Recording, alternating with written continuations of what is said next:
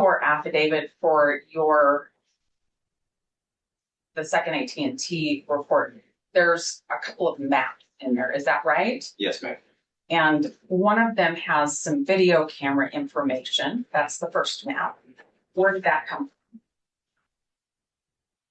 I do not recall. If you have a copy of it, I can refresh my memory and tell you.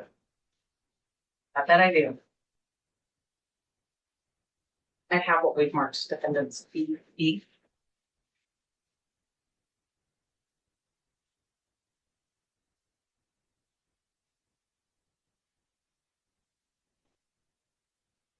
What I want to know is what you relied on to get that first one that talks about WSU and the cameras of WSU. So where'd you get that? Yes, ma'am. So Special Agent Rob Hilley with the FBI was also co-located with us. He was tasked with analyzing that video from WSU and the surrounding area. So it was a conversation between he and I, pointing out areas of locations where the car was likely seen on surveillance footage. And that's what I relied upon to create that map. So you created that map how? Through PowerPoint, I believe, ma'am. Memory serves. You saved your work on that? Yes, ma'am. Let's go to the next map. That one would appear to be a trail or a path from south of Moscow back towards Lewiston or back towards Payne. Is that right? Yes, ma'am. Where did you get that map? Same thing. It was just created using open source satellite imagery, and I think it was PowerPoint. Did you create that? Yes, ma'am. Where did you get the information to draw that trail? So that was used from the cell phone records referred to me by Special Agent Ballance on his interpretation of possible places where someone could have driven between the location that it starts there and then back to Pullman.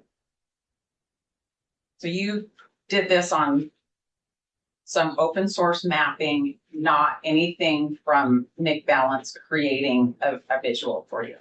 No, ma'am. I did view a draft report from Special Agent Ballance to help me conceptualize this, but it did not look like this map. Where's that draft report? It is, best of my knowledge, it's already been provided to the prosecutor's office through the FBI channels. Is this the lengthy past draft report, or is it a different draft report?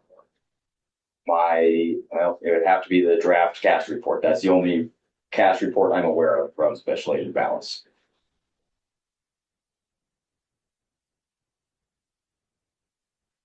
So on December 23rd, are you saying you looked at this past draft report to make that map that went into your affidavit to get the second set of records? Yes, ma'am. The one that was given to us in July of last year? I don't know when you got it. How many versions of that cast draft report have you seen? I've only seen that one, ma'am. That's the only one I'm aware of. All right. And from the FBI, we have Agent Ballance and Agent Hilley at Moscow Police Department with you.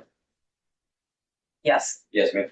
And all of this work is done with verbal communication. Is that right? The majority of it, yes, ma'am. And Nick Balance's cast draft report.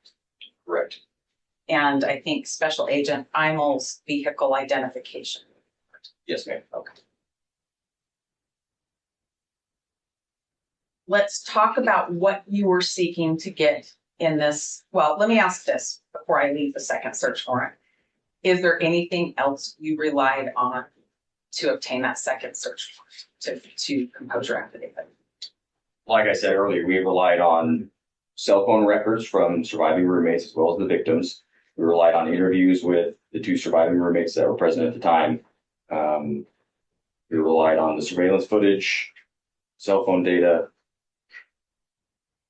I'd have to go paragraph by paragraph, but that's what jumps to mind. Of those things, are you relying on other people's work to put that all together? Yes, ma'am. Okay.